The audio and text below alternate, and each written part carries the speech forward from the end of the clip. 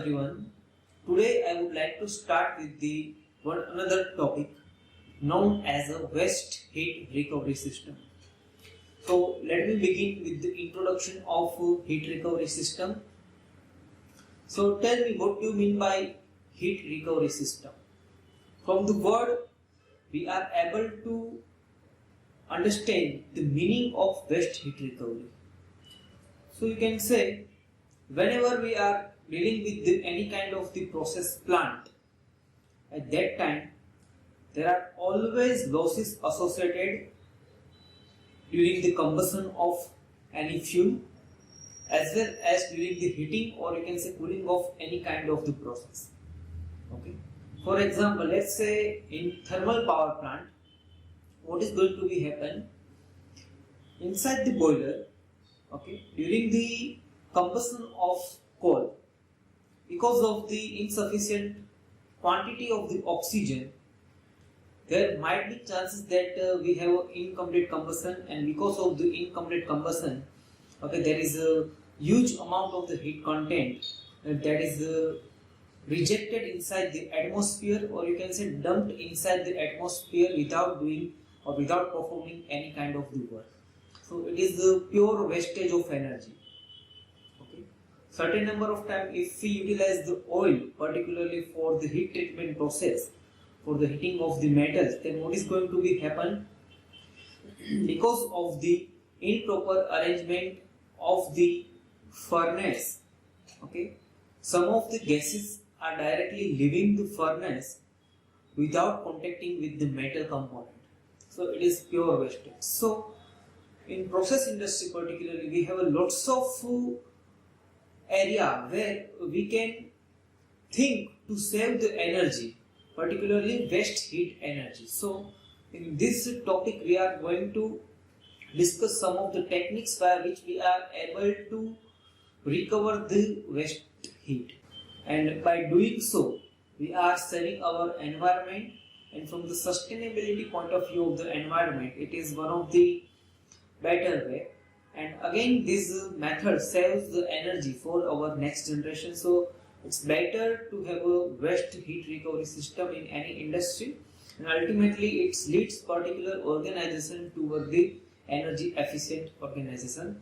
Okay, so clear to all what do you mean by waste heat recovery and why we need to learn this thing. The waste heat recovery system is the system which aims toward the extraction of the energy from the waste fluid stream.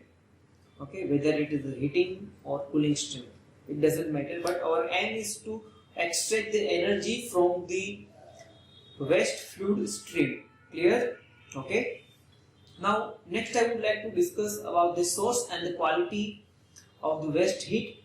So in this table you can see we have several sources of waste heat, and again its quality. Whenever we are dealing with the waste heat recovery equipment, at that time quantity doesn't matter for us. The thing that is matter for us is the quality of energy. So here you can see in table particularly we have lots of category of source having the quality of heat. For example, let's say first source is the heat source in the flue gas. So you can say the quality of the heat is much more inside the waste flue gases, because it has a temperature of around 250 to 300 degree. If you measure the temperature of the flue gases inside the chimney of the boiler, then in certain cases this temperature value is in between 150 to 200. So we have a huge potential to save those energy, okay, by utilizing those energy behind particular process. Then next one is, you can see the heat in the vapor stream. Okay, so as I discussed that in flue gases we have lots of energy content. Similar to that, you can say vapor has a huge energy content because of its high specific heat. Then third one is a convective and the radiant heat lost from the exterior equipment. Particularly in the case of the furnace, we discussed that we need to maintain certain pressure, okay, in order to have a flow of air from inside of the furnace to the outside. So because of this thing, there might be chances that the some of the air leaving from the furnace having the certain energy. So we can also extract the energy from these losses. From this, I mean to say, we can also extract the heat from the rejected gases inside the furnace. Okay, likewise we have here lots of heat resources as well as its quality. We can say the third one, that is particularly convective and the radiant heat loss having a low grade energy. Okay, particularly we have lots of category here. Okay, you can read those data in table. Now next one is the classification of a heat recovery system. So heat recovery system is classified in three categories. First one is a high temperature heat recovery system. Particularly high heat recovery system, the temperature range is in between, you can say 600 to 1500 Celsius. And if you observe the category here, okay, we have lots of category of different equipment which comes under the category of high temperature heat recovery devices. So first one is, you can say, nickel refining furnace, in which the waste gases are living in between the temperature 1370 to 1650. Then after we have aluminium refining furnace, in which the exhaust gases are living in between temperature of 650 to 760. So likewise we have lots of category here, okay, or you can say we have lots of device here which comes under the high temperature heat recovery system. Okay, clear? So from the examination point of view, you need to remember just only 3 to 4 devices. Okay, rest of the devices are just for example here, so that you will get clear idea regarding the what are the different devices which comes under the category of high temperature heat recovery system. Now next one is a medium temperature recovery system. So in medium temperature recovery system, we have lots of category. Particularly the equipment that I have mentioned here is from the thermal power station. If you observe the temperature range for this one, then you can say if the temperature of the waste energy is in between the 200 to up to 700, then those devices comes under the category of medium temperature heat recovery system. And here you can read the exhaust from the boiler in the form of the steam, I mean to say, having a temperature range of 230 to 480 degree, which comes under this category. Likewise we have various devices, for example gas turbine exhaust having the temperature range of 370 to 540. Then after reciprocating engine exhaust having the temperature 315 to 600. Then after catalytic cracker having temperature 425 to 650. Okay, so we have lots of device which comes under the category of medium temperature heat recovery system. Then next one is a low temperature heat recovery system. So you can say low temperature heat recovery system consider the various device in which the temperature range of particular waste is in between the 50 to 250 degrees Celsius. So here I have mentioned the different devices in which exhaust, or you can say the waste has a temperature range in between 50 to 250. So here you can observe for the bearing the temperature range is in between 32 to 40 degree. Okay, for the foaming die it is in between the 27 to 88 degree. Then after internal combustion engine the temperature range is in between 66 to 120. Likewise we have a various category here. So now it's clear to all. We have three kind of heat recovery system. First one is high temperature heat recovery, second one is the medium, and third one is the low temperature heat recovery system. So it is all about the classification of waste heat recovery system. Clear? Okay. Now next one is the advantage of heat recovery. So from the advantage point of view, you can say we have direct advantages as well as indirect advantages. First advantage which comes under the direct benefit is, we can say, the efficiency of plant, particularly energy efficiency of plant, is going to be improved.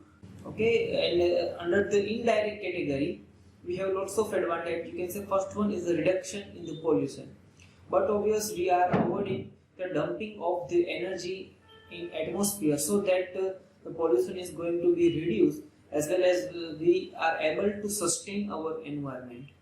Then second one is the reduction in the equipment size. But obviously we are going to reduce the energy losses. So what is going to be happen? The whatever the losses that we are saving, we are supplying it to the proper space so that the size of the existing equipment is going to be reduced. For example, in the case of the boiler, if we preheat the air, okay, then what is going to be happen? But with the size of the combustion chamber, the size of the combustion chamber is going to be reduced. Likewise, we are able to reduce the size of equipment, and thus finally it's benefited us in terms of the cost. Then third one is you can say the reduction in auxiliary energy consumption.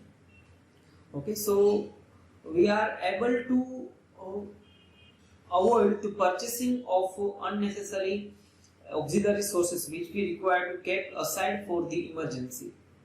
Okay. So we have lots of advantage as well as disadvantage here that I have mentioned you. From the disadvantage point of view, you can say the cost of the heat recovery system is high, but you can say the pros of this system is more compared to cons. So we must have heat recovery system in our industry. Clear? Then next I would like to discuss some of the commercial available heat recovery device. Okay, so first one is convective recuperators.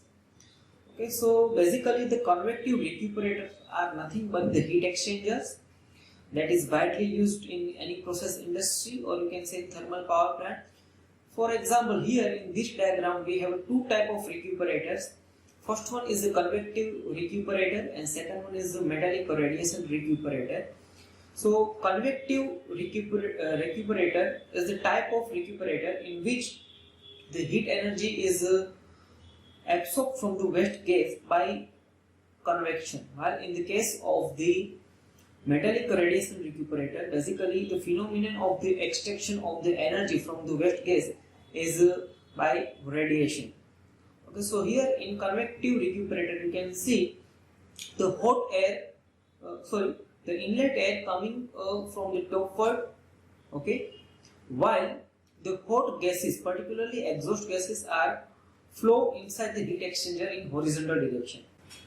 So ultimately both the stream is getting crossed with each other. So because of the cross flow heat exchange phenomenon here, we are able to extract the maximum amount of the heat, and the air that is coming from the atmosphere and getting heated is supplied to the combustion chamber inside the boiler so that the fuel requirement is getting minimized.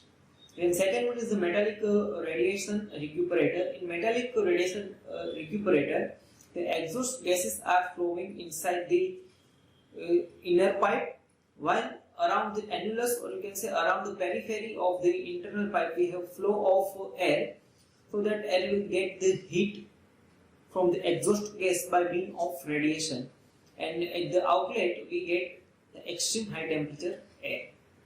Okay, clear? So we have lots of category of recuperator, but in this session we have only discussed here two type of recuperator, and ultimately recuperators are nothing but the heat exchangers.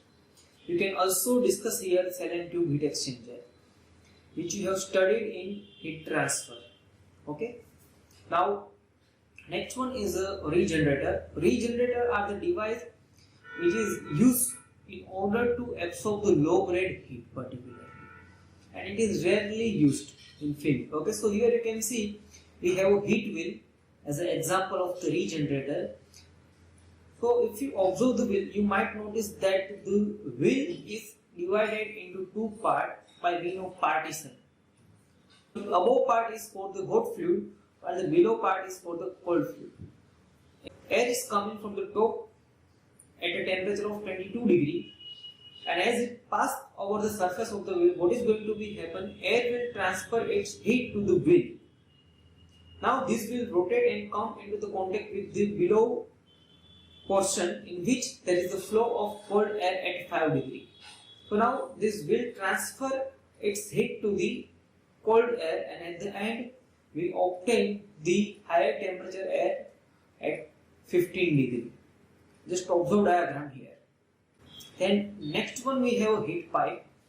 Heat pipe is nowadays widely used for the different application. So here you can see we have configuration of the heat pipe. Heat pipe is a simple pipe which is closed from the top as well as bottom and evacuated completely.